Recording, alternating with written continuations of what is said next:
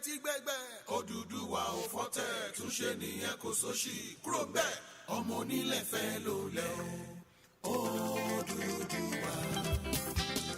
Odùduwà. Odùduwà. Yorùbá nation ti dé o. Ó ti dé Odùduwà.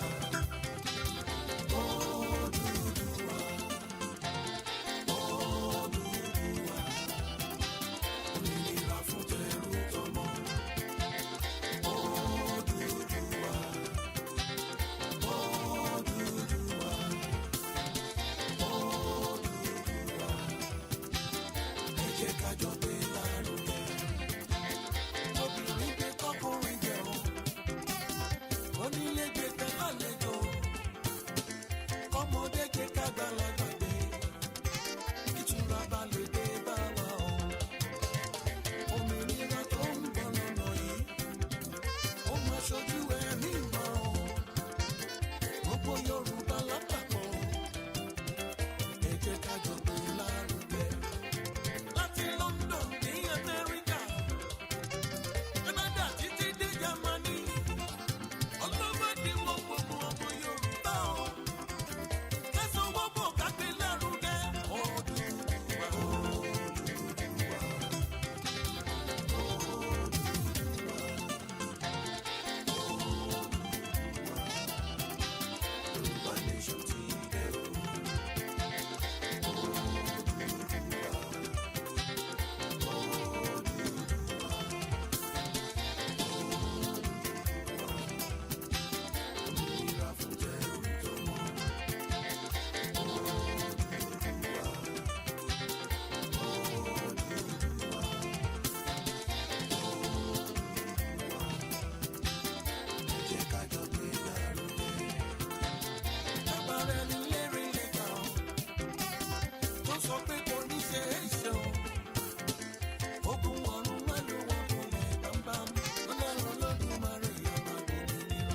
ẹ bá ń ṣàmì, ẹ bá ń gbẹ́tọ̀ àdúrà mi. ẹni tí ń bẹ ń di ọ̀tẹ̀, tí ń bẹ ń di àbòsí, ẹ má ní kí wọ́n jáwọ́, wọ́n fi kú ṣèfàjẹ́ nì. òjò tí ń pa púpọ̀, nígbà tí Yorùbá ń jìyà o. ìyà ipá o. ọmọ aláṣọ wá dẹni tó wá kìsà o. ìwà bàjẹ́ tó fẹ́ wù yẹn. kò jẹ́ jáwọ́ ń bẹ̀ kó má dáadáa o. Odùduwà. ẹ káàbọ̀ sórí ètò ó kọ́ tèmi ò yí padà. ọmọ yín náà ni àbúrò yín, ọ̀rẹ́ yín dáadáa tí gbogbo yín pè ní bàbá àròpọ̀rẹ́. èmi á máa wípé àyọkú òbí nínú ayé wa lágbára lọ́wọ́ Olódùmarè. ó ń pa lọ́tún, ń pa lọ́sì, kò ní délé mi pẹ̀lú rẹ. gbogbo ẹni olólùfẹ́ bàbá àròpọ̀rẹ́ káàkiri gbogbo àgbáńlá ayé pátá porogodo, ọ̀rọ̀ tó jáde lẹ́nu mi lóru òní lásàálẹ̀ yìí lówùúrọ̀ yìí ní dédé àsìkò tí ń bẹ lọ́dọ̀ tiẹ̀ lágbára lọ́wọ́ Olódùmarè. wọn ní fòkú èmi rẹ parókò sílé o. ajínigbé ò ní jí wa láya, wọn ò ní jí wa lọ́mọ gbé. àṣìta àbọn tí wọ́n ń pè ní straight bullet kò ní bà wá, bẹ́ẹ̀ ni kò ní bá gbogbo àwọn tó fẹ́ wá fẹ́ rere lágbára lọ́wọ́ Olódùmarè. ọwọ́ tó fi pín ètò yìí ó ti dèèwọ̀, ò ní fi mọ́ ògùn jẹ, bẹ́ẹ̀ ló ní fi sìnkú ọmọ rẹ lágbára lọ́wọ́ Olódùmarè.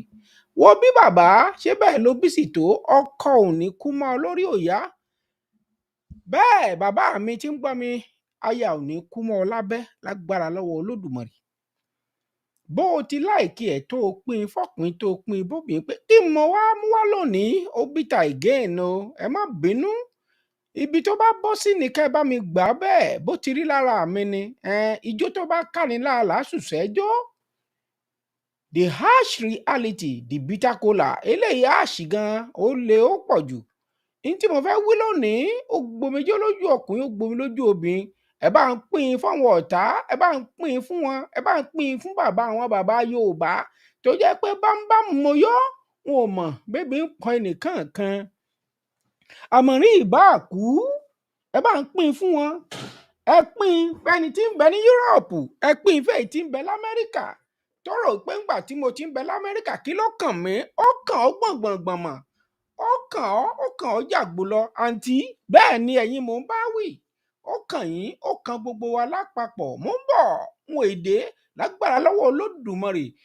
Èmi ọmọ ẹ wípé tolúwa nílẹ̀ pẹ̀lẹ́kùn inú rẹ̀, ayé pẹ̀lú àwọn tí ń tẹ̀dó sínú rẹ̀, ó fìdí rẹ̀ sọlẹ̀ lórí òkun. Olódùmarè gbé kalẹ̀ lórí ìsàn omi, ta ni yóò ẹnu mi àgò. Mò ń bọ̀, mo padà wá láìpẹ́. Ẹ fi lè sọ̀run àjìjà, ẹ kú ojúmọ́, ẹ kú ajálẹ̀ o.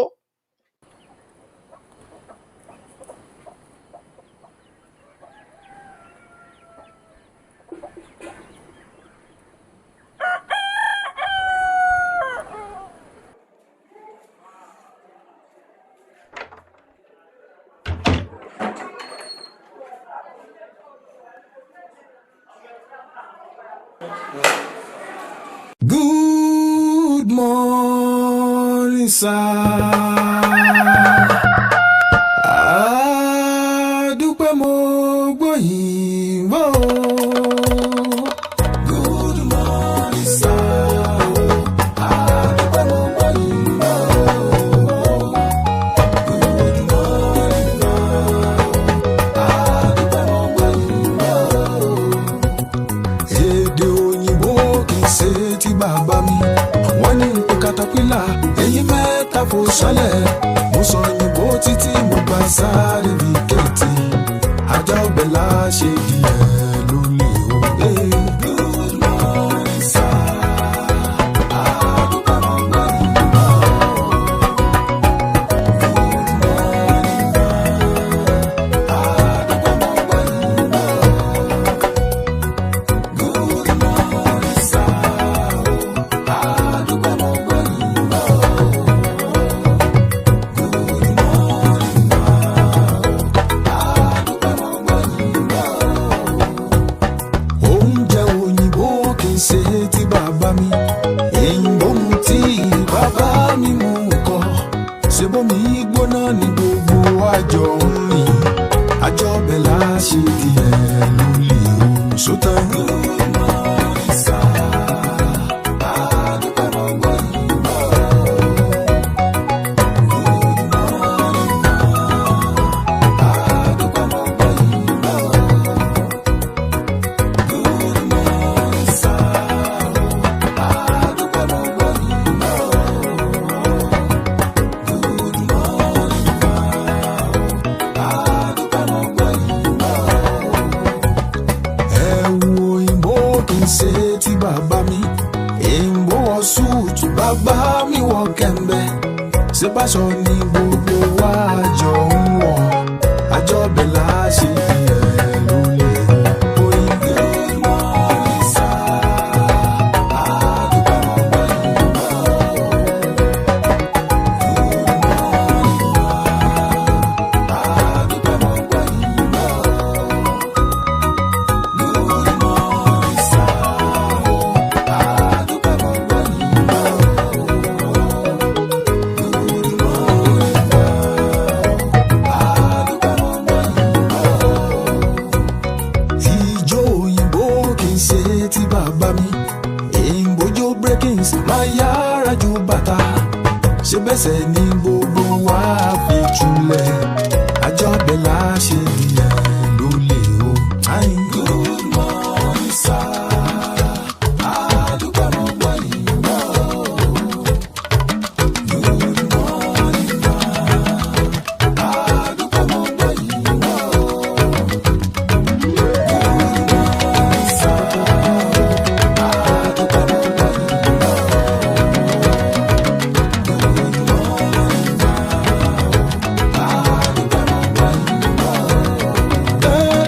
Ibi mbáre máa yára gbé ilẹ̀ mi lárugẹ. Ẹlẹ́yìn òní tìjú, ọmọ ní fọwọ́ òsì ju ẹlẹ́wà. Ẹlẹ́yìn òní fi síbi jẹyọ, wọ́n mọ̀ fi ìrẹ̀lẹ̀ kẹ́ni ó bá jù ní lọ.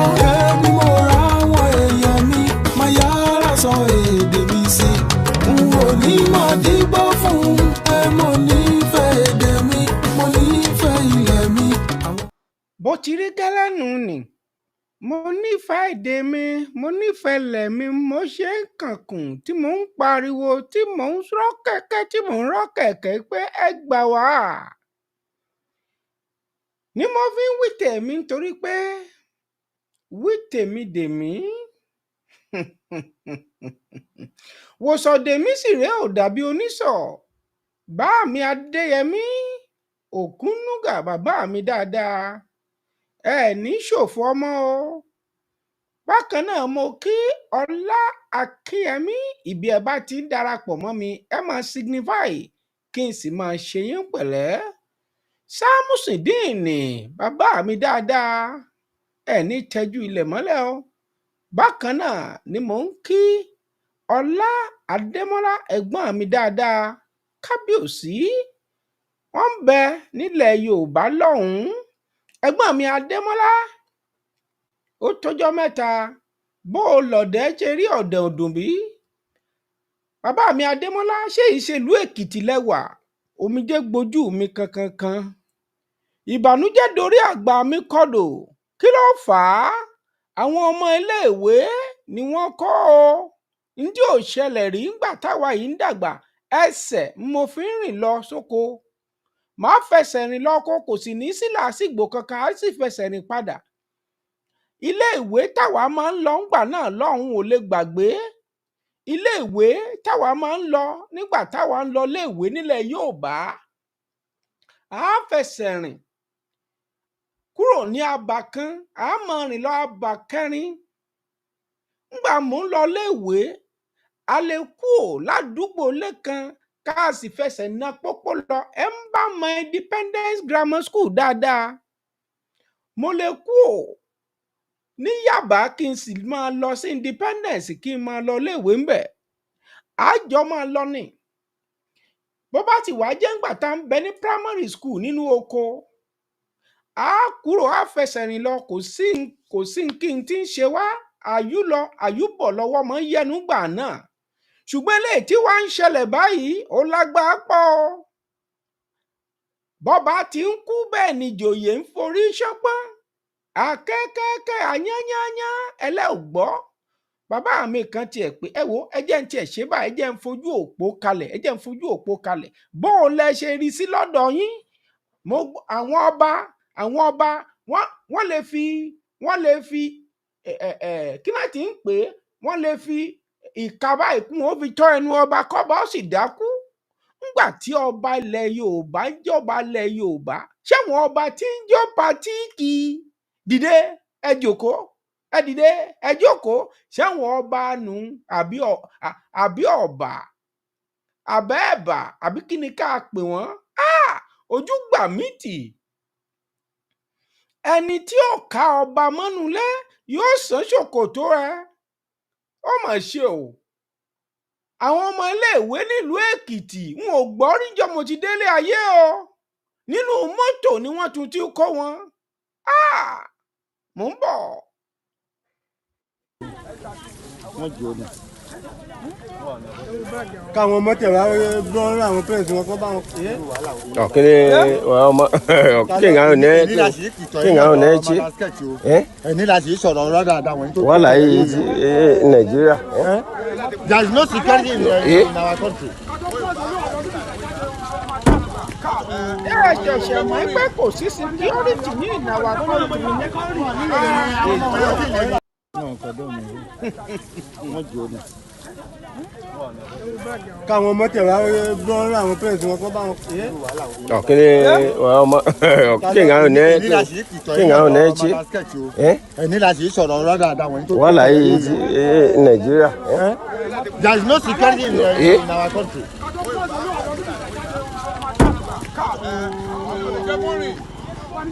Security inú mọ́tò láti káwọn ọmọ eléyìí ẹsẹ̀ lèmi a máa fi lọ léèwé gbà mò ń dàgbà. Káwọn ọmọ tẹ̀ wá gbọ́n àwọn pẹ́ẹ́sì wọn kọ́ bá wọn. Ọ̀kẹ́lẹ́ ọmọ kéèyàn ò ní ẹ̀ẹ́tì. Ẹni láti sọ̀rọ̀ ọ̀rọ̀ dáadáa wọ̀nyí tó. Wọ́n láyé Nàìjíríà. There is no security in our country. pẹ̀lú àwọn tó fẹsẹ̀ rìn délé ìwé kò kọ́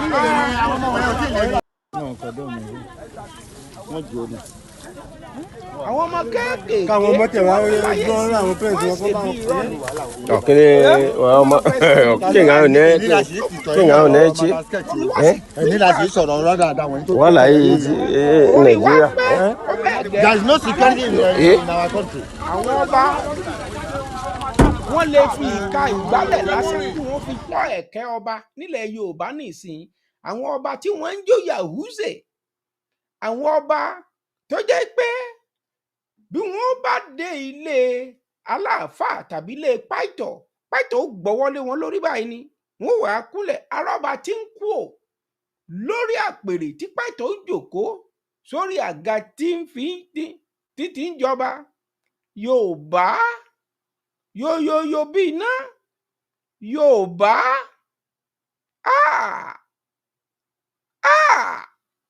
ẹ ń bá ń bẹ́ẹ̀ wo bí ojú òpó sí kalẹ̀ jẹun wo ó dàbíi pé ó ti yé mi ẹ jẹ́ ń ṣe báyìí ẹ jẹ́ ń pa nǹkan kankan tí ò ní jẹ́ oríǹgì wọlé mo fẹ́ gbọ́ experience yín o bóyá ìyá mi Olúbùnmi gbà tẹ̀yìn lọ léèwé ṣe ẹ máa ń wọ́ọ̀kì ni àwọn làwọn á lọ láti aago 6 láàárọ̀ òun ni wọ́n kọ yìí wọ́n ní àwọn ó ti kú òun lé láago 6 láàárọ̀ 6 a.m.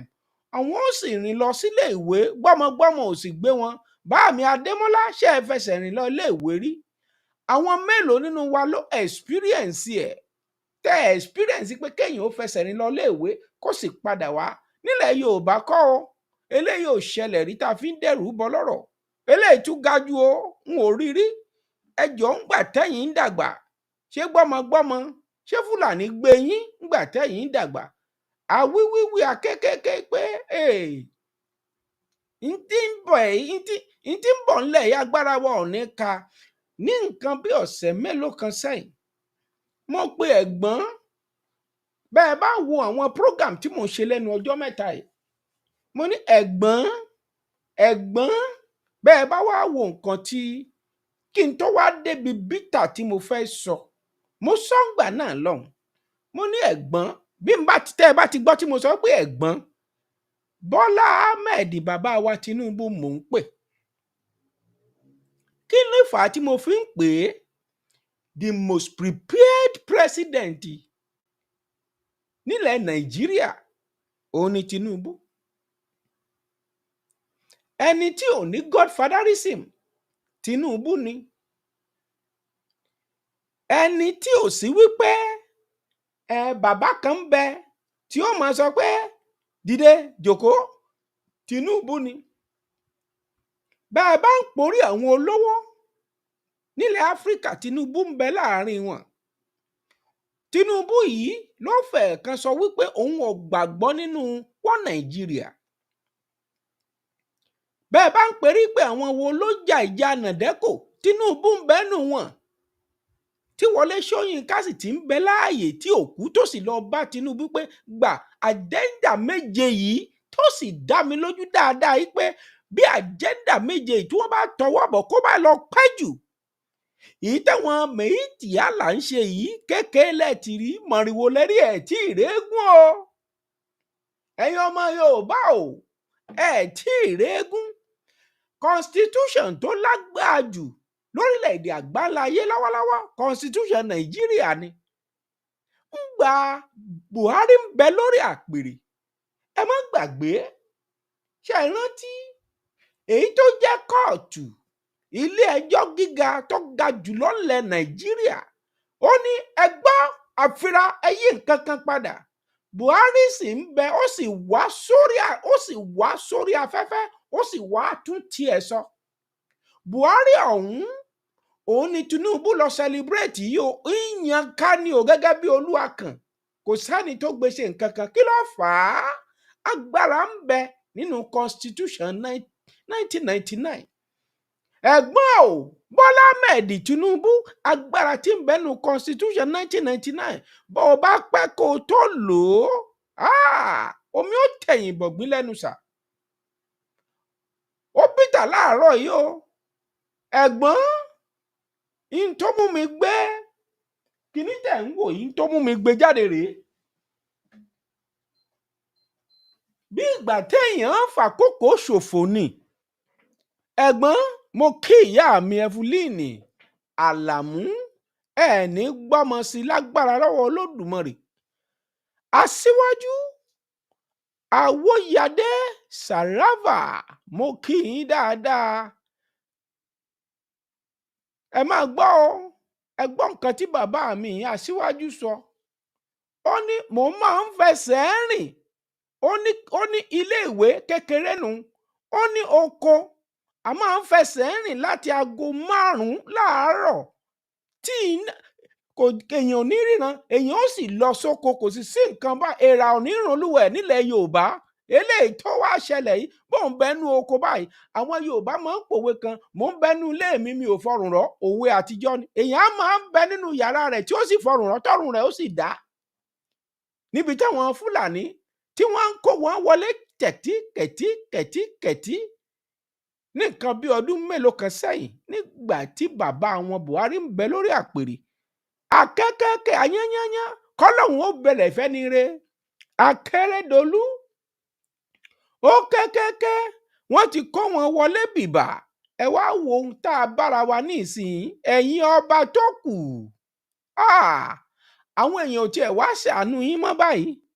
Kò sẹ́ni tó rí tiyín rò mọ́. Kí ló fà á? A ní kásẹ̀ bá lè padà sẹ́nu yín, àìsọ ká dẹ̀ kú síbẹ̀. Ẹ rí pé àwọn ọba tó kù wọ́n dákẹ́ minimini nítorí pé kò kàn yín, ó ń bọ̀, ó ti dé ìkùlé yín tán. Ẹ wá gbọ́ o, the harsh reality, the bitter kola. Ẹ̀gbọ́n bá etí rẹ mélòó? Ẹ wá lọ ń gbé Macron, pírẹ́sídẹ̀ǹtì orílẹ̀-èdè Faransé, lélẹ̀ ìtẹ́dórí àpèrè ti lọ bẹ̀ yóò ti tẹ́ ẹ̀ méjì. Tí n kí n má bùkún ó ti tẹ́ ẹ̀ mẹ́ta. Àtàwọn pírẹ́sídẹ̀ǹtì ìsọnù kan nílẹ̀ Áfíríkà. Ẹ wo àwọn arákùnrin yìí. Nígbà mo ṣètò, ẹnìkan ní bo mo ti gbọ́, kí ni bo mo ti ta ló sọ fún mi? Èmi tí mo sọ fún yín pé àwọn Mali, Burkina àti Niger wọ́n ti kóra wọn kúrò ní ECOWAS. Nígbà tán kó àwọn kúrò l'ECOWAS tán, àwọn pírẹ́sídẹ̀ǹtì kan wá ń fapá jánú, tẹ́gbọ́n sì ń bẹnu wọn.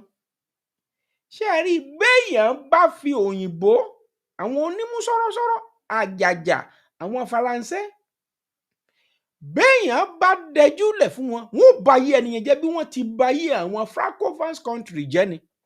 Ẹ wo ohun tó sọ Niger dà. Niger ní ohun àlùmọ́ọ́nì kan tí wọ́n pè ní uranium. Béèyàn bá rí ẹ̀kún kọ́ọ̀pù Yorùbá nation yìí ní uranium, owó ńlá ti dé. Béèyàn bá lẹ́kùn kọ́ọ̀pù yìí ní góòlù, owó ńlá ti dé. Béèyàn bá lẹ́kùn kọ́ọ̀pù yìí ní dáyámọ̀ndì, ó ti dọlọ́rọ̀ rẹpẹtẹ. Béèyàn bá lẹ́kùn kọ́ọ̀pù Yorùbá nation yìí, béèyàn bá ní tí ń ṣe blue stone, olúwẹ̀ ti dọlọ́rọ̀ rẹpẹtẹ. Gbogbo ẹ̀ òun ní ló sodo sí ìlú tẹ́ ẹ ti rí tí àwọn agbésùmọ̀mí tẹ́ ń pa àwọn èèyàn ní lógúnlógún tí wọ́n pa wọ́n lọ́gbọ̀nlọ́gbọ̀n. Jonathan pírẹ́sídẹ̀ǹtì àná sọ̀rọ̀ kan, pé bó ló ti wí. Ó ní nínú ìjọba tóun ṣe yìí, àwọn Boko Haram bẹ nínú ìjọba òun. Wọ́n ń bẹ nínú ọlọ́pàá, bẹ́ẹ̀ ni wọ́n ń bẹ nínú iṣẹ́ ológun. Bí Buhari ṣe débẹ̀ kò fi pamọ́ rárá, bẹ́ẹ̀ náà ló ń kó wọn kẹ̀tíkẹ̀tí sínú iṣẹ́ ológun. Ẹ̀gbọ́n, no be mistake, kì í ṣàṣìṣe o.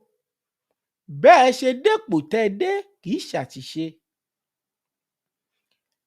Ẹ tamọ́ra, ẹ má fọkàn sí second term. Ẹ má fọkàn. Ṣàrí Macron àbí kọ̀kọ̀rọ̀ nǹkan tẹ́ lọ rèé bá tẹ̀ ń ṣe gbogbo ẹ̀ fútù fẹ́ẹ̀ tẹ̀. Nílùú Zamfara, wọ́n declare ipe no fly zone ṣe ẹ gbàgbé ẹ̀gbọ́n ṣe rántí airport ò sí ní Zamfara ṣùgbọ́n plane ń balẹ̀ tí lọ ń kó nǹkan àlùmọ́ọ́nì nílùú Zamfara.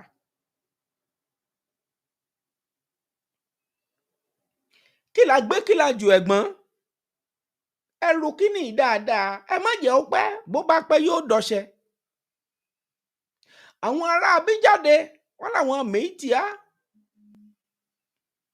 wọ́n ní láyé àwọn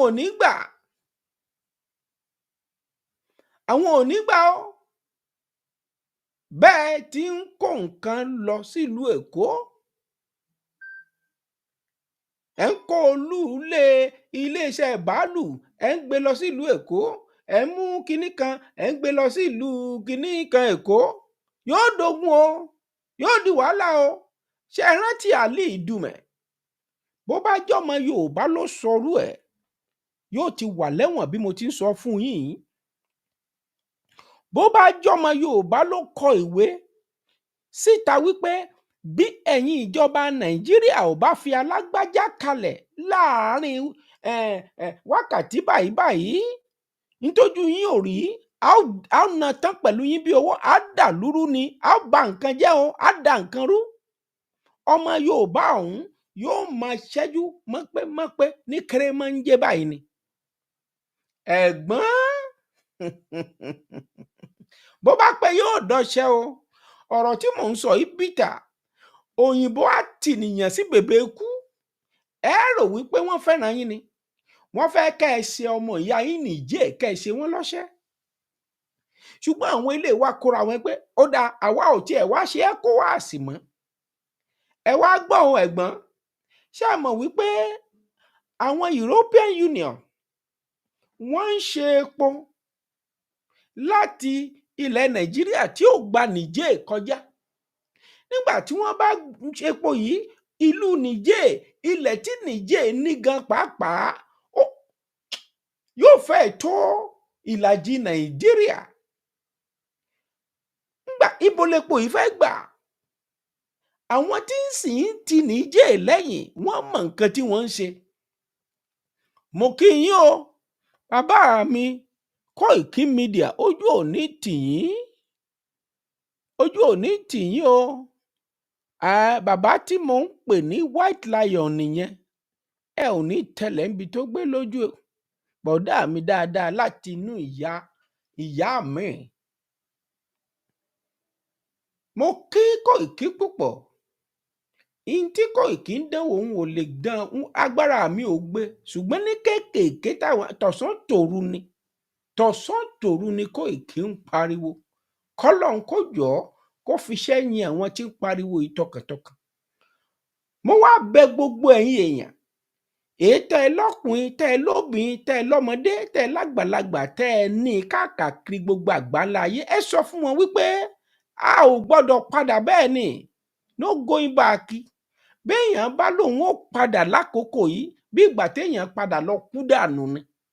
Kò bá mọ̀ a ò lè padà nítorí wípé kí ni èèyàn tẹsẹ̀ bọnú odò kó tún wá pé òun ò kígbe òtútù. Ṣé Yorùbá ló wá dìdàkudà báyìí? Ẹ̀gbọ́n Bọ́lá Ahmed Tinubu lẹ́nu lọ́lọ́ yìí bọ́ǹbù balẹ̀ nílùú Ìbàdàn àwọn kan ní kinní kan mining explosion mining ní èsì o. Bẹ́ẹ̀ ni àwọn èèyàn wa tí ń bẹ nílùú Èkìtì àkìyín ẹ̀kú aráfàràkù ṣùgbọ́n ẹ bá sọ fáwọn ọba ipe èyí tó dé la rí o èyí tí ń bọ̀ ojú èyí tẹ́ ẹ rí. Kí mo wí èyí tó dé òun la rí èyí tí ń bọ̀ yóò lágbára pọ̀ agbára èèyàn ò ní gbé agbára ọmọdé àti àgbàlagbà gan ò lè gbé nítorí pé from reliable source. Mo sọ́ngbà náà lọ́sẹ̀ tó kọjá yìí tẹ́ ẹ bá ń tẹ̀lé mi mo ní rárá fẹ́ rún ẹni tó sọ fún mi ò wá ní ibi báyìí ó ní ẹ̀sà ó ní wàhálà máa ṣẹlẹ̀. Mo wá pẹ́ ní kí n tó wá sórí ètò lónìí mo ní ìǹtẹ́ ẹ sọ kí ló ń ṣẹlẹ̀ ẹ tí wàá sọ fún wa pé ó ní ẹ̀sà kì í ṣọ̀nà kan ó ní kékeré mórí yìí ó ní àwọn ó ní èmi ọba méjì náà ìpa wọ́n sì kó àwọn ọmọ iléèwé ó ní tó ń bọ̀ wá ṣẹlẹ̀ agbára èèyàn ò ní gbé mo ní ẹ má jẹ́ ẹ ṣàánú wa ó ní àìsà ẹ sọ fún àwọn tẹ́ ẹ bá fẹ́ràn kí wọ́n máa fi ṣojú lalákan fi ń sórí oníkálukú dọ́mù ìyá ẹ̀ gbé Nàìjíríà bó o dọ́dọ̀ pọ̀gánáìsà ìjọba tiẹ̀ ní í ṣe bó o dọ́dọ̀ onírẹsì ìjọba tiẹ̀ ní í ṣe bẹ́ẹ̀ bá dé ọ̀dọ̀ àwọn tí ń ta sẹ́mẹ́ǹtì bẹ́ẹ̀ bá ná sẹ́mẹ́ǹtì tẹ́ bá sọ wípé 5,000 ní ìsìn tẹ́ ẹ bá padà wá ó lè yarí ó lè 6,000 ló ń fẹ́ ta nǹkan ẹ wà ní kí ló ṣẹlẹ̀ yóò sọ pé ẹ gbọ́ pé dọ́là ti gbówó lórí ni owó dọ́là ó kù kékeré ó kù bíi náírà mélòó kan kó gbẹ́nu lé 1,500 ẹ̀gbọ́n Bọ́lá Ahmed Tinubu èèmọ̀ rẹ ọ a ò gbọ́dọ̀ finá sóró èrùlé ká máa sùn ẹ̀gbọ́n Bọ́lá Ahmed Tinubu mo gbàgbọ́nù rẹ lọ́pọ̀lọpọ̀ ó láyà pọ̀ àyà kí subsidy is gone bó o ti láyà tó ní subsidy gone yẹn ẹ jẹ́ kí 1999 constitution náà ó gone ẹ fìbọn sórí constitution 1999 bí bẹ́ẹ̀ kọ́ àwọn méjì àlà tí wọ́n ń pààyàn sí yín lọ́rùn tí wọ́n ń pààyàn lẹ́kìtì tí wọ́n ń pààyàn lọ́wọ́ tí wọ́n ń pààyàn ní nọ́ọ̀tì tí wọ́n ń pààyàn ní wẹ́ẹ̀sì tí wọ́n ń pààyàn lárúwá tí wọ́n ń pààyàn ní gúúsù wọ́n ò máa pààyàn lọ ni àwọn náà tiẹ̀ tún wá kọ̀wé jáde wọ́n ní kí ló ń jẹ́ bẹ́ẹ̀ á pa pàmù sí Ọlọ́run bó o bá gbé kinní kan padà wá síbi kan á pa many things sí Ọlọ́run bẹ́ẹ̀ ni bọ́dà mi Koiki wọ́n yìí jẹ́ ti ìsìnà bóyá $6 billion bí $5 billion náà pé wọ́n tún kó sínú kílẹ̀ tí ń pe owó òkèèrè ìpè kan lè kó lè fi wálẹ̀ owó yẹn tún bá ṣe kówó yẹn sí owó náà tún gbẹ́nu sókè ni. bẹ́ẹ̀ bá dọ́dọ̀ ẹni tí ń tajà láàárọ̀ bẹ́ẹ̀ bá sọ pé wọ́n padà wá rọ̀lẹ́ bẹ́ẹ̀ bá débẹ̀ yóò yí padà yóò sọ pé rárá o. Ó mà ṣe o ẹgbọ́n nǹkan tí bọ̀dá mi Koiki sọ wàhálà dé o káì ẹgbọ́n nǹkan wí o wọ́n ní àwọn Canada ayé Nàìjíríà dẹ̀ wá polúmúkúṣùrù gbèṣù Canada Canada province announced 2 years ban on admission of Nigerian on international students ó parí o. Ẹ wò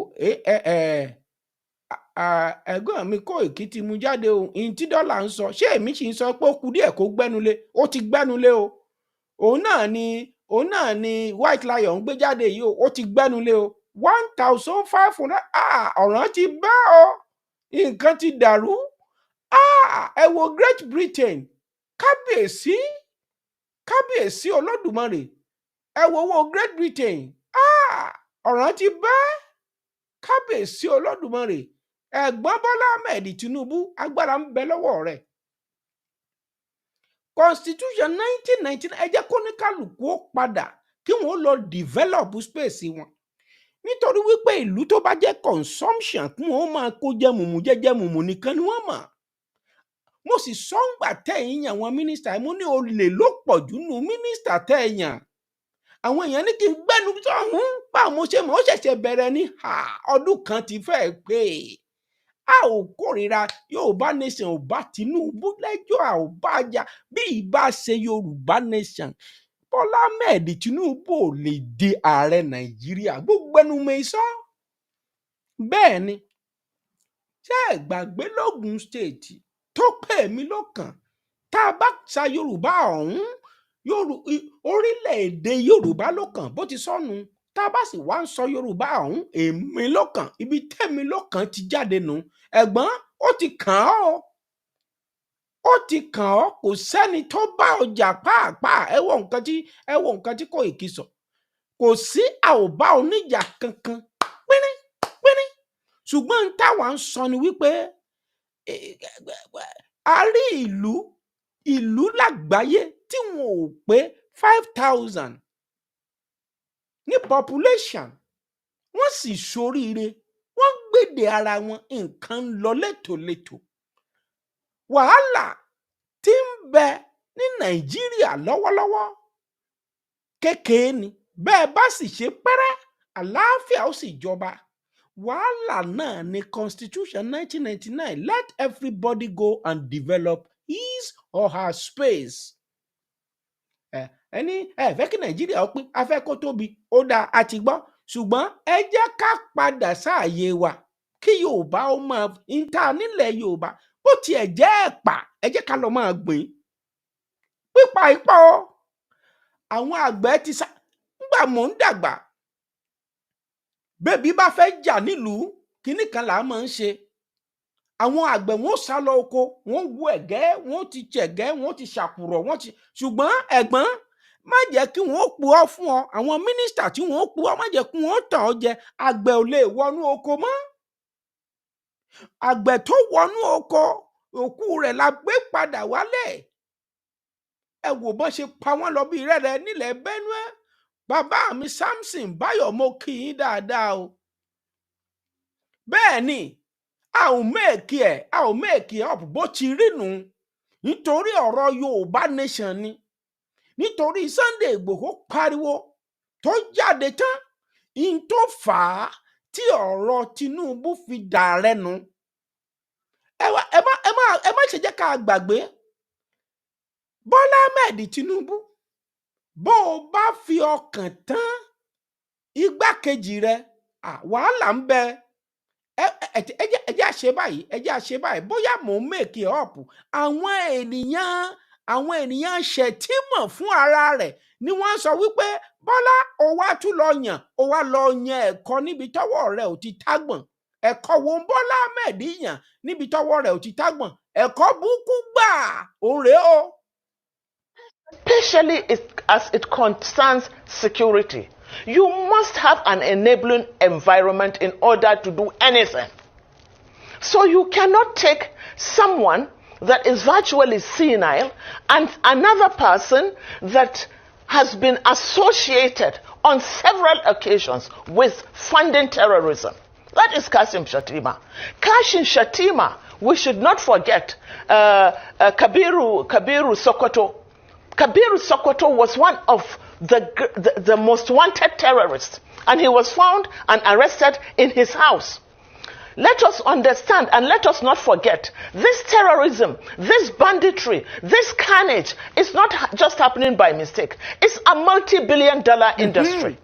A multi-billion dollar industry because it takes a lot of money on defense budget. It has a lot to do with the sale of drugs. It has a lot to do with mining and illegal bunkering and illegal and illicit mining. And look at the areas that are generally affected by this. Take the Northeast, for instance. In the Northeast, you have the blue diamond. That is a strategic mineral. You have oil at the Chad Basin that is being explored right now, but illegally. You have some. Ẹ jẹ́ ká wo ipò tọ́mọbìnrin dìmú nípò APC, former director of civil society organization APC to PCC. Ńgbà tó rí títọ́ ń pa nínú APC ló bẹ̀sẹ̀ ara rẹ̀ sọ̀rọ̀. Ó mọ Shettima délé dáadáa. Bẹ́ẹ̀ ni, bàbá mi Kóìkí ẹgbọ́n tí Kóìkí sọ. Ó ní a gbọ́dọ̀ gbàdúrà fún ìlera Tinubu kó má gbára lé Shettima o. Bọ́n ṣe kọ́nu. Bẹ́yàn bá wo bí ṣáàrí àwa Yorùbá nation máa ń sọ̀rọ̀ bíi wòlíì ni. Ẹ̀gbọ́n Bọ́lá Ahmed Tinubu 7-point agenda kan ń bẹ lọ́wọ́ rẹ̀. 7-point agenda kan ń bẹ lọ́wọ́ rẹ̀. Ó sì dá mi lójú. Ó láyà. Àwa Yorùbá ń bẹ lẹ́yìn ẹ. Constitution 1999 ẹ bá gbẹ̀mí má ronú second time rárá. Tó bá pẹ́ pẹ́rẹ́ wàhálà ni o. If you go to Zamfara, Zamfara has more gold than Ghana. Zamfara's gold is being traded in Dubai and other parts of the country. There is a market called Nigerian gold in Dubai. Go and check. So who is doing this mining? Most times they are the governors, the people in power. They are the ones doing it in connivance with foreign mercenaries. Can you remember? Have we forgotten when they said there is a no-fly zone in Zamfara? Why should there be a no-fly zone? There isn't even an airport in Zamfara, but aircrafts land and they take off from Zamfara. And let me tell you something else. In Zamfara, every container that comes from China ends up in Zamfara. You know why? Because in Zamfara, the soil in Zamfara has all the strategic minerals that you can think of.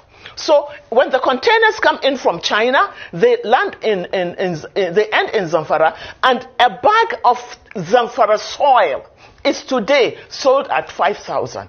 So they need to displace the people to allow them to continue with their mining. I mean, it's multifaceted. And these are people that one has been severally accused of harboring terrorists, even recently. And why? Let us ask, why should Shatima be visiting, along with his governor, be visiting and making a solidarity with a police officer that was being tried for drug trafficking? Why? So you begin to put these things together and you begin to understand why Nigerians must retrieve their country. We can't allow this thing to happen.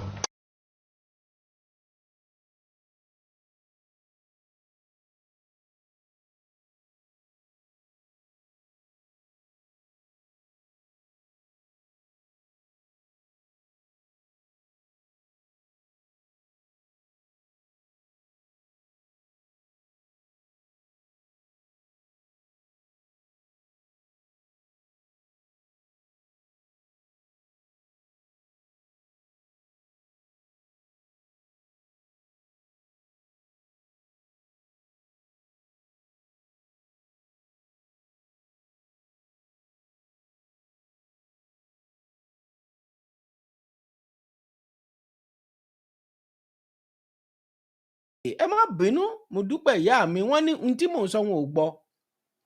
Ẹ má bínú, mo dúpẹ́. Bàbá mi Sanbáyọ̀, bẹ́ẹ̀ ni, tí ò bá jẹ́ ìtorí ariwo tá a pa Bọ́lá Ahmed ẹ̀gbọ́n, ẹ ò lè dàrẹ láyé. Òótọ́ ọ̀rọ̀ tó korò nu. Ẹ wo bí mà, ẹ wo bí. Ohun tí mo sọ ni wípé ní gbogbo àgbáńláyé, ní gbogbo àgbáyé, ìran Yorùbá nìkan, òun nìkan ṣoṣo ló ṣe rálì ká gbogbo àgbáńláyé lẹ́ẹ̀kan náà. N ò tún rí mọ́, kì í ṣe tó pé mo ti jẹ́ Yorùbá o. Pínrín pínrín. Ṣùgbọ́n ká pé ìran wo ló ṣe rálì ká gbogbo àgbáńláyé? Ẹ̀gbọ́n mi Bọ́lá Ahmed Tinubu, ẹ wá fetí gbàlàyé ọ̀rọ̀. Ó bìtà, ó dẹ̀ korò lẹ́nu dáadáa, ṣùgbọ́n béèyàn bá morógbó jẹ, yóò ṣe láǹfààní. Ó bìtà o. Ẹ̀gbọ́n mi Bọ́lá Ahmed Tinubu, ọ̀rọ̀ tí mo fẹ́ sọ yóò bìtà ó pọ̀ jù. Ẹ wá lọ ń bá Macron. Ṣé ẹ ti gbàgbé ni? Macron, owó àwọn ilẹ̀ bíi Niger, bíi Mali, tó jẹ́ Francophone country, wọ́n á dẹ̀ máa ṣèfù owó, wọ́n ó máa ṣèfù ẹ̀ sílùú Faransé, ìyà dẹ̀ ń jẹ wọ́n nílùú wọn. Àwọn tí Burkina wá ní rárá, Mali ní láyé àbádà, Niger ní ń bọ̀. Wọ́n wá yọra wọn kúrò ní ECOWAS. Ẹ má yọra yín lẹ́nu lọ sọ́dọ̀ àwọn artiláwí yìí. Kò sóore kankan tí ìpá ó ṣe ìdí Nàìjíríà sà. Gbogbo ẹnu mi sọ. Gbogbo ẹnu. Kò sí tí Macron àbí màǹkọ̀kọ̀rọ̀ ọkọ̀ tí ó ṣe fún Nàìjíríà. Àwọn tẹ́ ẹ bá gbọ́ nǹkan tí ọmọ pírẹ́sídẹ̀ǹtì junta, èmi ò fọwọ́ sí ológun, n ò fọwọ́ sí ìjọba ológun. Ṣùgbọ́n tẹ́ ẹ bá wo ohun tọ́mọ ọkùnrin òun tí ń ṣe lọ́wọ́lọ́wọ́ nílùú rẹ̀, ẹ̀rù Ọlọ́run á bà yín. Ní Burkina Faso, tẹ́ bá gbọ́ ohun tí ń ṣe nílùú rẹ̀ ẹ̀rù Ọlọ́run á bà yín. Ẹ̀gbọ́n Bọ́lá Ahmed Tinubu, gbogbo ohun tí ilẹ̀ Nàìjíríà nílò ń bẹ ń káwọ́ rẹ̀, gbogbo ẹ̀ ní ń bẹ lọ́wọ́ rẹ̀ ẹ̀gbọ́n, gbogbo ẹ̀ ní ń bẹ lọ́wọ́ rẹ̀. Ẹ má jẹ́ atanra wa jẹ, ẹ má jẹ́ atanra wa. Bọ́ba ti ń kú bẹ́ẹ̀ ni ìjòyè ń forí lọlẹ̀. Lẹ́nu ọjọ́ mẹ́ta yìí bọ́ǹbù tí wọ́n ń pè ní explosion lásán ni nílùú Ìbàdàn tó pààyàn lọ bí rẹ́rẹ́. Àwọn wo lóní máìnì wọ́n tún wá sọ, tẹ́ bá gbọ́ díò kan tí ń jà rìnrìn káàkiri ní ìsìn, n ò mọ̀ bóyá ẹ ti gbọ́, táwọn sọ wípé ẹ jọ̀ọ́ o, àwọn èèyàn ti òkú àwọn èèyàn wọ́n ti ń pa, wọ́n ti tún rí ibìkan ní Ìbàdàn o, àwọn Ṣáínà ni wọ́n níbẹ̀. Kí ló sì fà á tírú nǹkan báyìí tó fi rọrùn? Ẹ̀gbọ́n a ò fẹ́ kó o ṣubú níjọba yìí. Àwa kan gbàgbọ́ nù rẹ wípé ó túnlẹ̀ ìtò, a gbàgbọ́, ṣùgbọ́n ibi tẹ́ ń lọ sí ọ̀dọ̀ Màkọ̀rọ́kọ̀ yìí irọ́ ní bẹ́ẹ̀nbẹ́, irọ́ ní bẹ́ẹ̀nbẹ́ o. Ìlú Ìbàdàn, ẹ̀yin ará Ìbàdàn, ọmọ àjòrosù, kí lẹ̀ ń ṣe? Wàhálà ń bẹ nílùú káàkiri ilẹ̀ Yorùbá, ọ̀ràn ti bẹ́ ọ. Bẹ́ẹ̀ ni bàbá mi Sàmbáyọ̀, orí ọkùnrin ó pé pọ̀. Bẹ́ẹ̀ ni orí White Lion Koiki Media ó ní kí President Tinubu kó dáríjì ọ̀nà system padà bí kò lè ṣe é ní, ṣé ò lè ṣe ni? Àbí ó ń bẹ̀rù àwọn Fúlàní ni? Regional system will put things in place. Bẹ́ẹ̀ ni a lè ní state police, oníkálùkù a lè kọ̀ǹtúròòlù. Tí Fúlàní bá gbèdé ẹ̀gbọ́n Bọ́lá, bẹ́ẹ̀ báwọn kan bá ń tàn yín tí Màkọ̀rọ́kọ̀ ń sọ wípé second time oṣù irọ́ ní ń pa fún yín o. Òjé Marina fẹsẹ̀ gúngò, ó bìtà ọ̀rọ̀ tí mò ń sọ yìí, ó bìtà. Ẹ má gbé Màkọ̀rọ́kọ̀ sókè, ẹ lọ paná constitution 1999. Àwọn mẹ̀yìntìá làwọn Fúlàní wọ́n ń rò ó lọ́kàn wọn wípé àwọn làwọn nílẹ̀ Nàìjíríà, wọ́n ní bàbá wọn ló nílẹ̀ Nàìjíríà. Buhari sì ní kí wọ́n máa bọ̀, wọ́n sì ti wá, gbogbo agbègbè ni wọ́n ti wá o. Àwọn ọba, ẹ̀yin ọba ilẹ̀ Yorùbá, ó bìtà kò lárẹ́ o, lọ́kọ̀ọ̀kan wọn ó pa yín tán porogodo. Yorùbá pọ́n ọba wọn lé púpọ̀. Nígbà tí ọ̀làjú ń dé, nígbà tí ẹ̀sìn òkèèrè ń dé, òní ń gba iyì kúrò lára àwọn ọba. Wọ́n ti yí ọ̀pọ̀lọpọ̀ nǹkan padà ní Ògbómọ̀ṣọ́, èmi tí mo sọ bẹ́ẹ̀ ni. Ìlànà tí wọ́n fi jẹ oyè, wọ́n ti yí ọ̀pọ̀lọpọ̀ rẹ̀ sítòde òní. Èmi Fáyẹmí Ẹlẹ́bùbọn mo sọ bẹ́ẹ̀. Àwọn ọba wa kọ̀ láti gba ìdánilẹ́kọ̀ọ́ àti láti ṣe ìrónilágbára. Báwo ni wọ́n ṣe ní di ẹni àbùkù? Ayé náà lájọ wà. Níjọ́ tí wọ́n lọ ka ọba kan mọ́lé, tí wọ́n sì yìnbọn fún, tí wọ́n sì pa, kò sẹ́ni tó tó bẹ́ẹ̀. Ọba tó bá jẹ́ pé ó ro ara rẹ̀ tó ṣe gbogbo ohun tá à ń wí, wọ́n ní ọba òróró ń ro, ọba tí róbìnrin ẹ̀ lásán. Ṣùgbọ́n nígbà táwọn náà ti tẹ̀lé ọ̀làjú bí mo ti wí, tí wọ́n ti tẹ̀lé ti ní ẹ̀sìn ìgbàlódé làwọn máa ṣe, àṣà ìgbàlódé làwọn máa ṣe, òun ló fa gbogbo nǹkan tí ń ṣẹlẹ̀ sí i.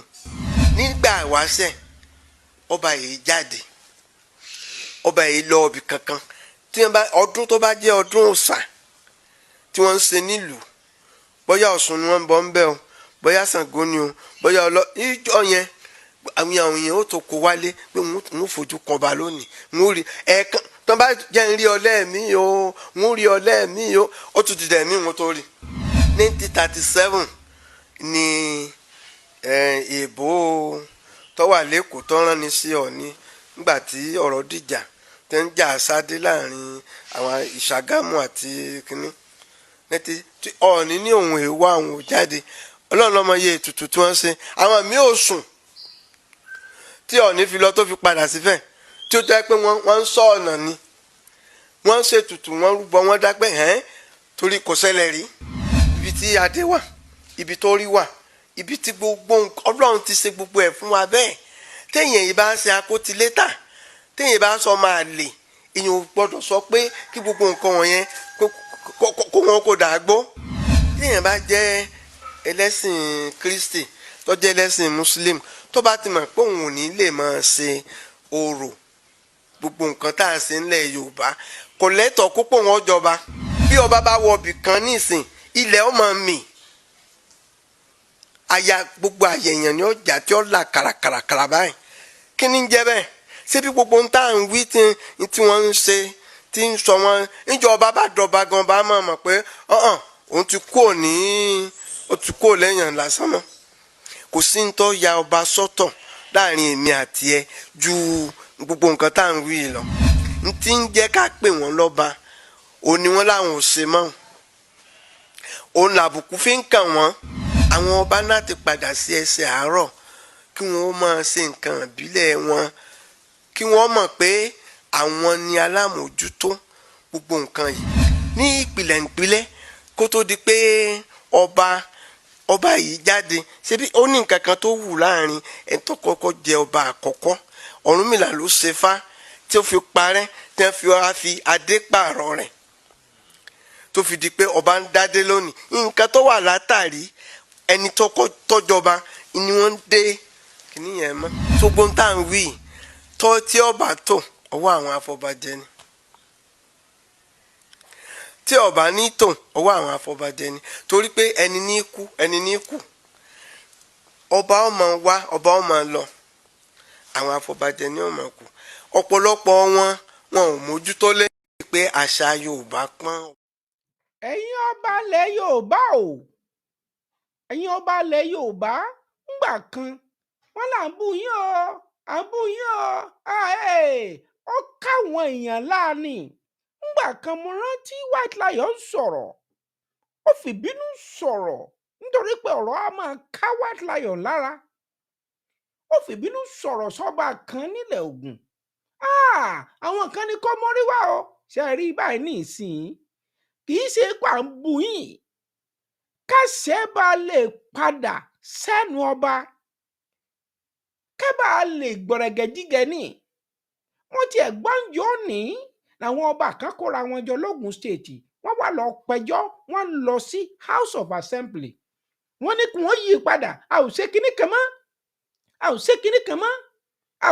kan mọ́ bó bá jẹ́ kí ó dà àwọn tí ń ba Nàìjíríà jẹ́ láti ìgbà tí Nàìjíríà ti ń jẹ́ Nàìjíríà kí ni wọ́n fi ń búra fún wọn wọ́n fi Bíbélì ṣèbúra wọ́n fi Kùránù ṣèbúra fún wọn ẹ̀yin ẹ jẹ́ ká fọ omi inú ìbọn ká ẹ ní kí wọ́n gbé mu wọ́n fẹsẹ̀ fẹ́ ní. ẹ̀gbọ́n Bọ́lá Ahmed Tinubu wọn ò ní kó lọ fìbọn omi ìbọn àbí omi ìdárò àgbẹ̀dẹ kó fi búra fáwọn mínísítà wọn ò jalè gbogbo ilé ni wọ́n ti ń dáná alẹ́ ọbẹ̀ ló dùn jura wọn lọ ṣùgbọ́n ẹ̀gbọ́n mi Bọ́lá Ahmed Tinubu ẹ̀gbọ́n nǹkan tí bàbá mi Samson Báyọ̀ sọ ó ní ìlú Faransé mò ń gbé ó ní wọn ò dáa pàápàá bí ti wò ó mọ wọn ò dáa pínrín ó ní wọ́n ti bà West Africa jẹ́ gan wọ́n kórìíra wa ó ju wọ lọ wọn ò dáa inú wọn ò dáa sí wa ẹ̀yin wò báyìí nísìnyí àwọn ìròyìn tó lákàkì tó jẹ́ wípé kò sọ́mùú mọ́lá ẹgbọ́n nǹkan tí Koiki sọ offer 2,400 Nigerians òun náà ti pa ní oṣù mẹ́jọ péré àwọn bíi 2,000 òní ń bẹ ní àkólò àwọn àtìláwí yìí láàrin oṣù mẹ́jọ wọ́n fẹ́ bàjọba Bọ́lá jẹ́ àwa ò sì ní gbà àwọn máa pariwo tí Bọ́lá yìí gbọ́ tẹ ẹ̀gbọ́n yóò ṣe ń tọ́jọ́ ẹ̀gbọ́n ìdá ń bẹ lọ́wọ́ rẹ̀ bó o bá lè lo dà ọ̀hún á jẹ́ pé ò ń ṣe Yorùbá ò ń ṣọmọ akin ẹ̀gbọ́n agbára tó ní tó ìgboyà tó sọ wípé o fẹ́ wọnú Guinness record ò tí ì lè wọ̀ ó dìgbà tó o bá sọ pé ẹ wo bí constitution tí ń báyé wa jẹ́ yìí ẹ jẹ́ kó ní kálukú lọ mọ́ develop space ẹ̀ wo bí ẹ̀gbọ́n bẹ́ẹ̀ bá ṣe àwọn tí ń bẹ lókè ọya orí àwọn ọmọ tí wọ́n ti sọ dìdàkudà ò ní pè torí wọ́n mọ̀ọ́mọ̀ àwọn méjì aláàmọ̀ọ́mọ̀ sọ ọmọ wọn dìdàkudà kí wọ́n lè jẹ gàba lé wọn lórí ni wọ́n mọ̀ọ́mọ̀ ni ó ti wá délẹ̀ Yorùbá ẹnìkan ń fi fọ́nrán kan hàn mí ìyá kan bá ń jó ìyá àgbàlagbà ó ń jó gbùgbùgbùgbù ó ń jó wàhùsè ẹnìkan bá bùn lọ́wọ́ ìyá yẹn ò mọ̀ gógóró mo rí ìyá àgbàlagbà nílẹ̀ Yorùbá ẹ̀gbọ́n tẹ́wọ̀n ò bá jẹ́ ká ẹ rí eléyìí ó ní tá a bá fún un ní 500 naira òun lè tẹ́ra òun sílẹ̀ kán bá òun sùn nítorí 500 naira kóun bá lè jẹun ọ̀rẹ́ mi kan bẹ́ẹ̀ lu Èkó wòlíì ni ọ̀rọ̀bìnrin kan wípé òjò sì ń rọ̀ kí n ràn án lọ́wọ́ kí n gbé dé ibùsọ̀ tó bá ń lọ lóbìnrin sọ pé owó mi èló lẹ fẹ́ san fún mi mo ní kí n ràn ọ́ lọ́wọ́ ni ọ̀rẹ́ mi wá wò wípé aṣẹ́wó lòun ṣe ni abilékọ lòun òun lọ́mọ òun sì lọ́kọ sílé ṣùgbọ́n kò sí ọ̀nà tí wọ́n gbé gbà ẹ̀gbọ́n ìyàn tí ń bẹ Nàìjíríà ó ju ìyàn tí ń bẹ lẹ Samaria táwọn èèyàn pa ọmọ ara wọn jẹ ìyàn tí ń bẹ Nàìjíríà ó ju ìyàn tí ẹ̀gbọ́n o ẹ wò ó ṣé ẹ ò gbọ́ nǹkan tí àwọn àmì sọ lẹ́nu ọjọ́ mẹ́ta yìí wọ́n ní 50,000 tá ẹ̀ ń fún wọn ṣé àpò ìrẹsì tó bá ti ra àpò ìrẹsì 60,000 làpò ìrẹsì ẹ̀gbọ́n ṣé wọn ò sọ fún yín wọn ò wí fún yín rárá lẹ́wọ́ gbèsè tí mọ̀ lẹ́wọ́ ní kó lọ máa sojú bí wọn ó ti fi owó kún owó àwọn àwọn òṣìṣẹ́ ẹ ṣèpàdé yẹn ṣùgbọ́n tẹ́ ẹ bá fẹ́ bu ọwọ́ lu owó tẹ́ ẹ fi ra mọ́tò bọ̀gìnì ìyẹn ò ní pé ká ṣèpàdé lé lórí ẹ lè pàṣẹ. ẹ̀gbọ́n Bọ́lá Ahmed Tinubu wọn ó tì ọ́ láti pa mọ́kànlọ́kọ̀ tẹ́ ẹ lọ ń bá yìí kò sọ́nà ń bẹ́ ọ kò sọ́nà ń bẹ́ ẹ wò ó fíwá discretion àbí kílẹ̀ tí ń sọ òyìnbó ọ̀hún fíwá discretion ẹ jọ̀ọ́ ẹ má bínú fọ́nrán tí mo fẹ́ fi jáde yóò wà gíráfíìkì please viewer discretion and ẹni fọ́nrán yìí credit ẹ̀ ó lọ sí ọ̀dọ̀ àwọn tó ní fọ́nrán kì í ṣe mi mo ní o èmi kọ́ mo ní o ẹgbọ́n tó ṣẹlẹ̀ ṣe é rí. Les terroristes ont croisé le. ẹ lè má gbèdè tó ṣẹlẹ̀ ṣe é rí àwọn Honda yìí àwọn agbésùmọ̀mí tí ń bẹ tí ń dààmú ilẹ̀ Mali tí ń dààmú ilẹ̀ Niger tí ń dààmú ilẹ̀ Burkina Faso àwọn mẹ́tẹ̀ẹ̀ta ti sọwọ́ papọ̀ àwọn Faransé ní ń kọ̀bọ̀n fún wọn ẹ̀gbọ́n àwọn Faransé àwọn ní ń balẹ̀jẹ́ tó ń bọ̀rùn ṣe jẹ́ ìwọ wà lọ darapọ̀ mọ́ ó lọ ń fọ̀rọ̀ Faransé ìwọ wà lọ síbẹ̀ bitter kola tó lè mò ń bá ń sọ yẹ bá ń fi ránṣẹ́ sẹ́gbọ́n kẹ́gbọ́n ó lè gbọ́ nítorí pé ẹ̀gbọ́n a máa gbọ́ràn kì í kò lágídí sáwa Yorùbá nation torí àfẹ́ jẹ́ òṣùbù fíwá discretion lẹ́ẹ̀kan sí ẹ máa wò ó. Les terroristes ont croisé le fer à la détermination des soldats après l'échec de prendre le camp. àwọn nìyẹn ti sọwọ́ papọ̀ mọ́ ìlú gidi ìlú tó fẹ́ràn agbésùmọ̀mí. Camp et aux lourdes pertes subies, c'est la débandade. 45 terroristes abattus selon le bilan à chaud dressé par l'armée. C'est le sauve qui peut. Ils n'ont pas pu emporter leur corps comme ils en ont l'habitude. Entre les mains de l'armée, le butin de guerre, un important lot de matériel roulant, un véhicule blindé, des pick-up armés et une quarantaine de motos. Face à la puissance de feu qui leur est opposée, les terroristes se débarrassent de tout, même de leurs armes de combat. Plusieurs kalachnikovs, des armes collectives et des munitions ont été abandonnés. Après la prouesse, le commandant des opérations du Théâtre National félicite ces hommes tout en déplorant la perte de 5 héros. Face à la brutalité des feux et de la masse de ces groupes armés terroristes ce matin 5h30, nos hommes ont fait preuve de courage et de patriotisme pour réagir de façon féroce et de façon déterminée à cette attaque terroriste. Ce qui a permis de pouvoir les repousser avec brio et surtout de pouvoir leur infliger de lourdes pertes et pouvoir récupérer beaucoup de logistique qu'ils avaient dû abandonner au cours de leur débandade. Donc c'est un message vraiment de félicitations, d'encouragement. Inviter toutes les forces de défense et de sécurité à rester mobilisées et engagées. Inviter les populations à croire à les forces de défense et de sécurité et de toujours être mobilisés avec ces forces-là. Et enfin, pouvoir avoir une pensée pieuse pour ces héros qui se sont battus avec acharnement et avec bravoure et qui malheureusement ont péri au cours des combats et souhaité un prompt rétablissement aux blessés. Tout était bien coordonné. L'appui aérien a pulvérisé une colonne de terroristes dans sa fuite. Mais les victimes de cette frappe n'ont pas pu être comptabilisées. À l'aube,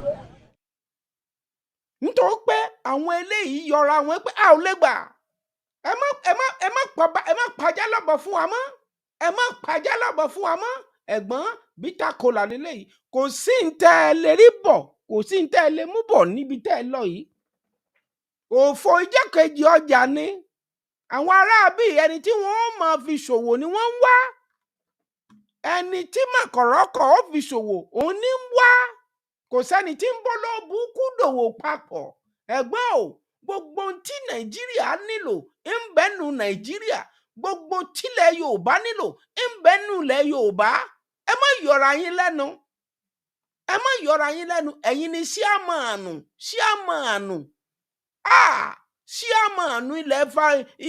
ilẹ̀ ECOWAS ìsì ń dàrú mọ́ yín lójú kí ló fà á ẹ̀yin lẹ gbégbé orí yín fún kọ̀lọ̀kọ̀lọ̀ ẹ̀gbọ́n o nǹkan ti dàrú ó pọ̀ ìwọ kọ́ sì ló dàrú Bọ́lá Ahmed kọ́ ló dàrú àwọn fúnra wọn àwọn ọ̀rá òkè ọya náà bà nǹkan wọn jẹ́ ẹ jẹ́ gbọ́ ọ̀rọ̀ lẹ́nu Adéyẹmí bọ́kùnrin ṣe sọ̀rọ̀ tán wọ́n sì yọ kúò nílé ìgbìmọ̀ aṣòfin láti ìgbà tó ti sọ̀rọ̀ run away from the fact that more than ever before in the history of our nation, this is the worst instability we are facing. In fact, this is worse than the civil war. Are you in PDP? Mr. President, the solution is very simple. Today, there are a lot of misgiving, a lot of misinterpretations of what is happening. Some people believe, some people in government are supporting this move. Some people believe, some people sponsor those who are destabilizing our nation within the country. The answer is very simple. We cannot pretend that we are capable of confronting the situation in our hands. America, as powerful as they are, when the pandemic came, got to a point that China had to claim, they came to their rescue. We shouldn't pretend that we needed foreign support now. Let nobody deceive us, Mr. President. A lot of billions of naira have been voted for security services. Nothing is coming out of it. We wouldn't wait until our nation gets bombed. Let us shout and call for foreign support. I am a APC man and I've been supporting my party.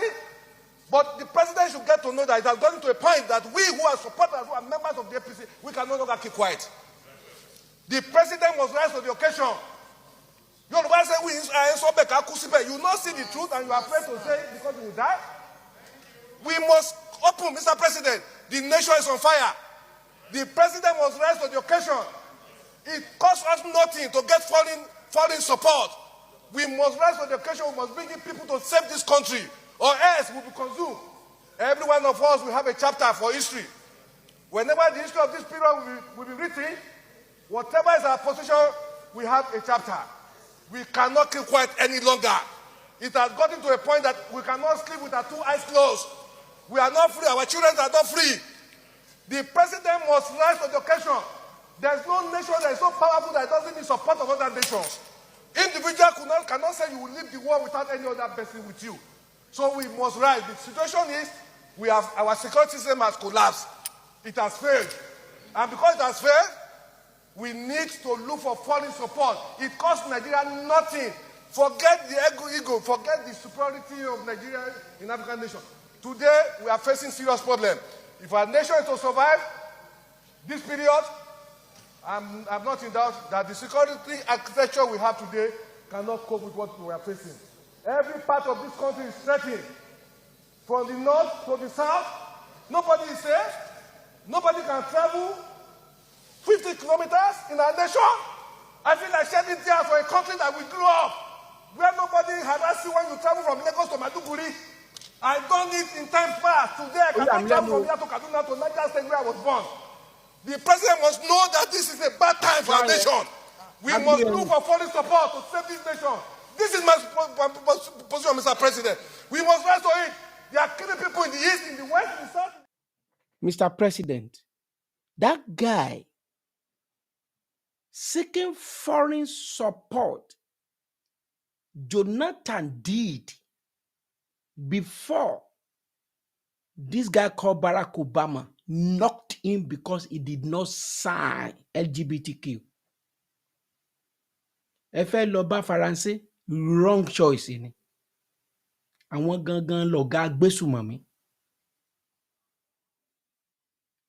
Kí wá ni wàhálà tí ń bẹ lórí Nàìjíríà? Kí ló fà á? Kí ni ìṣòro ẹ̀ gangan? Ìṣòro ẹ̀ lélẹ́yìí. I dare to tell this nation today that this is the problem. This constitution can never give us progress. This constitution can never give us peace. This constitution can never give us unity. And unfortunately, most of us in this National Assembly, we don't have the spine to face what we need to give this republic to have peace and progress. What do I mean? This constitution has 68 items. Bàbá yẹn a ti darúgbó báyìí. Ó sọ tiẹ̀, àwọn kan wà ńbẹ̀ yẹn wọ́n ń ṣe bó ṣe wù wọ́n. Ẹ wo bí a ṣẹ̀ṣẹ̀ bẹ̀rẹ̀ ni. Gúdúgbẹ̀, wàhálà ń bọ̀. Ìjàngbọ̀n ń bọ̀. Ẹlòmíà ní ẹ má máa sọ ẹ jẹ́ ká máa wà positive. Positive ń bọ̀. Ẹ gbọ́ eléyìí.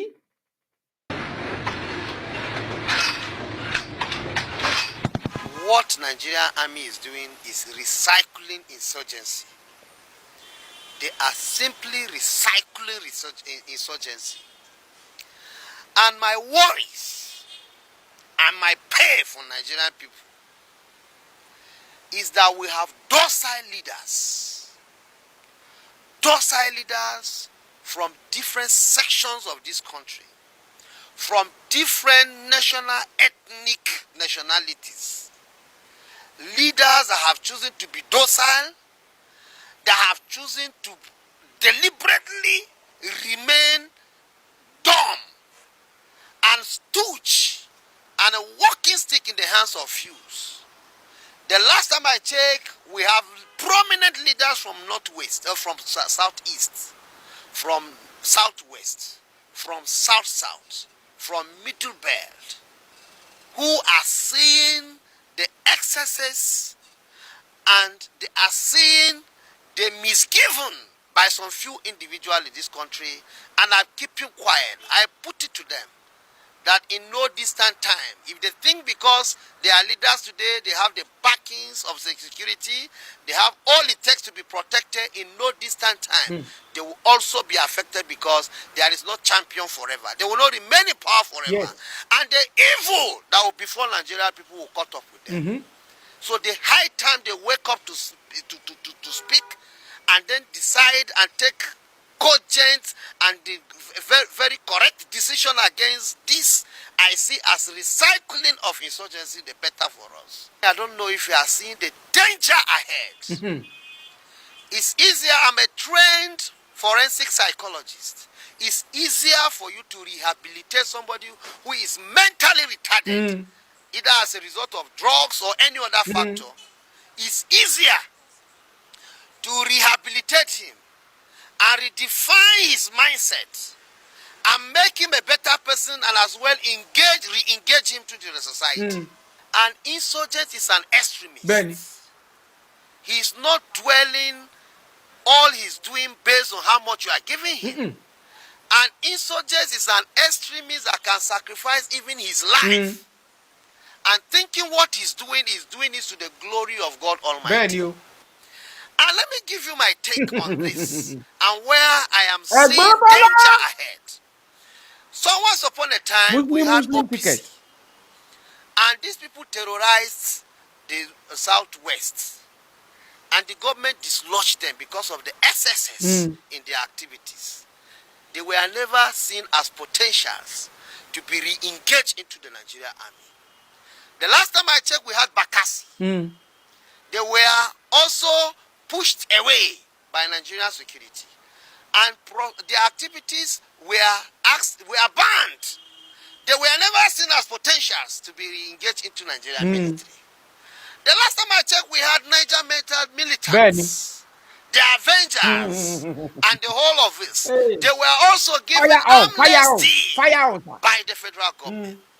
These boys who have the potentiality to dislodge Nigerian military, confront them headlong in so many instances, were never seen as potentials to be engaged, to be re-engaged into Nigerian military. The recent one is the IPOP that were dislodged and even proscribed by Nigerian government. I am aware most of them are still in detention. This group of persons have never been seen as potentials that will be rehabilitated and be engaged into Nigerian military. But here you have a terrorists, people who have seen Nigerian military to be their number one enemies, people who have come out headlong to confront Nigerian military, killing them and other innocent people. They will just go and say they have surrendered, and then the next thing, Nigeria will still spend the taxpayers' money instead of prosecuting them according to the act of terrorism and probably hang them to death. Take them off the face of this country because they are terrorizing the people of Nigeria. Nigerian government will go aside the huge sum of money is spending on security because of this Boko Haram, will go and again spend more money rehabilitating them, and the worst of it, engage them into Nigerian military. If you are not seeing the danger I'm seeing, if our leaders, those side leaders I call them, from ethnic nationality, are not seeing the danger that will befall us in near future, I am putting it to them. Some of us have sacrificed our life to say and put on the table nothing but the truth. And to help the near future. I see myself as a leader in near future. And I will not be leading a country that will be in total chaos. America, as powerful as they are, I've never heard when they will arrest ISIS and then think they will now re-engage ISIS into American military. It's not done. American military is instead infiltrate ISIS. They will instead infiltrate ISIS to get intelligence report and then nip it on the board on whatever situation to curtail their excesses. But in the case of Nigeria, you are now seeing Boko Haram infiltrating the Nigerian military. And that is to tell you the danger that is lying ahead. In the next 10, 20 years, mind you, we will have more than thousands of Boko Haram into our Nigerian military. Exactly. Recycling insurgency, that is what I called it. And what it means, we have vibrant, able, committed youths of Nigerians. I give an example with FCT. The last recruitment list I saw from Nigerian military, nobody, no indigenous of FCT was enlisted in the list I saw. We have so many youths who want to join Nigeria, but the opportunity is not being given. But here is an insurgency giving automatic ticket to join Nigeria military. What is wrong in after sensitizing, rehabilitating them, engage them into what we call civilian JTF? What is so important that you make them officers of Nigerian military? There is danger lying ahead, and let Nigerians see this and wake up from their slumber. And our docile leaders of ethnic nationality wake up and speak when it's time. Now, the issue is just this. If you want to join Nigerian military now, how I see it, go join Boko Haram. After 1-2 months, surrender yourself. Nigerian military will bring you. They will go and do what they call rehabilitation and engage you. That's what it means. The multiplier effect is negative. It's very, very, very dangerous going ahead. And so I call on Nigerian people to again open their eyes and say no to this trend. I say no to 1999 Constitution. I say no to second time Bola Ahmed Tinubu. I say no to France. I say no to any jẹ́ ká parapọ̀ ṣe kinní kan. Let everybody go and develop his or her space. Kóníkálùkù lọ police ayé ara ẹ̀. Ó ti bá o ẹ̀gbọ́n àwọn tó coordinate Boko Haram sí àmì wọn. Ó ti bá. You can do it. I trust you. You have the power, you have the mind, you have the strength. And the constitution allow you to do it, sir. Ẹ̀gbọ́n, mo sọ yìí mo dúró náà. Ṣùgbọ́n èmi ń tèmi o, ọmọ Yorùbá ògidì Yorùbá ni mí. Gbogbo ẹni tẹ́ ti darapọ̀ mọ́ mi, ikú ò ní darapọ̀ mọ́ yín, àrùn ò ní darapọ̀ mọ́ yín. Gbogbo yín ni mo kí pátá láì lórí ẹnìkan. Peter Ọládélé ẹ káàbọ̀ àti fẹ́ ṣetán. Bàbá mi kó ìkí mo kí yín, mo kí gbogbo yín pápátá. Ipe mo tún lọ lónìí, mo máa tún padà wá. Ṣùgbọ́n ẹnikẹ́ni tó bá sọ pé kí ẹ wá mi kó má padà, òòjọ́ tí ẹyin tútù bá forí sàpáta, òòjọ́ náà òun ni ẹwà ara rẹ̀ tí ń bàjẹ́. Ẹ fẹ́lẹ́ iṣẹ́ ọ̀run àjìjà.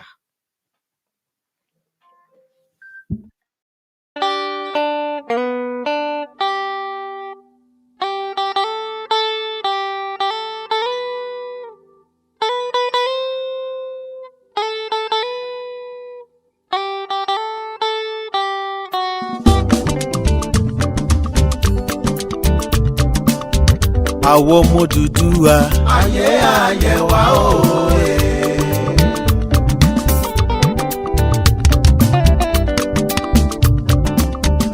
Àwọn ọmọ Yorùbá ayé ayé wa òye. Àmọ́ ṣá ẹ jẹ́ ká fura ká fìmọ̀ ṣọ̀kan ayé bára wa jà. Pánsá ò fura pánsá fìjà síná. Ajá ò fura ajá fìjì. Odùduwà gbè wá o.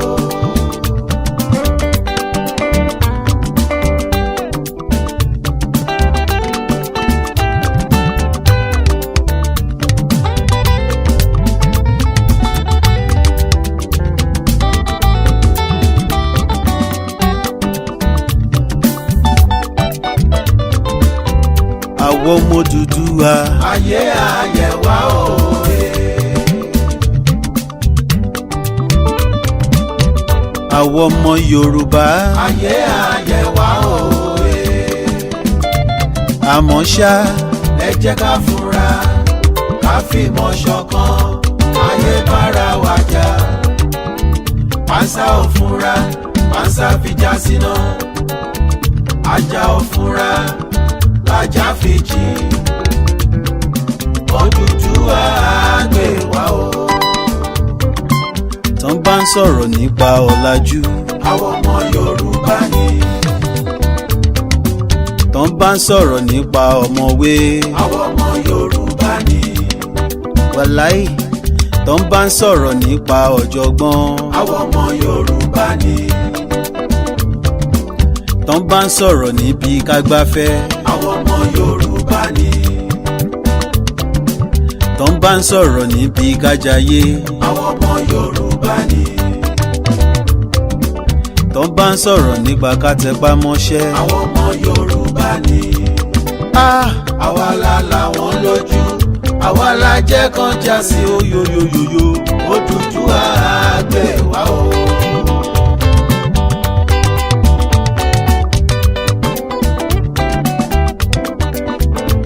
Gbogbo ọba aládé pátá nílẹ̀ Yorùbá, gbogbo yín la kí, a ò mà lólòdì ẹnìkan o. Àkórí adé o, àkórí adé o, pẹ̀lú ìjòyè o. adé pátá nílẹ̀ Yorùbá gbogbo yín la kí a ò mà lólòdì ẹnìkan o.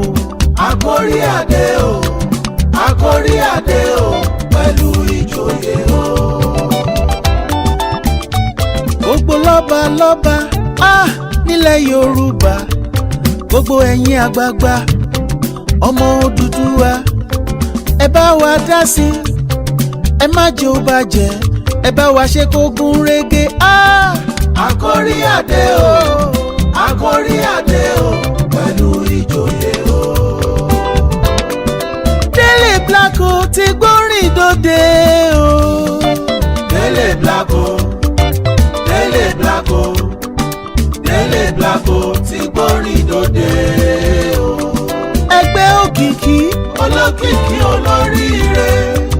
Ẹgbẹ́ òkìkí olókìkí olóríire. Délé Blanco, Délé Blanco, Délé Blanco ti gbórin dòde o.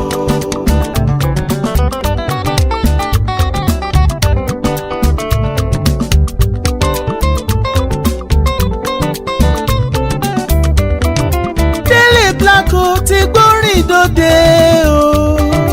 Délé Blanco, Délé Blanco, Délé Blanco ti gbórin dòde o.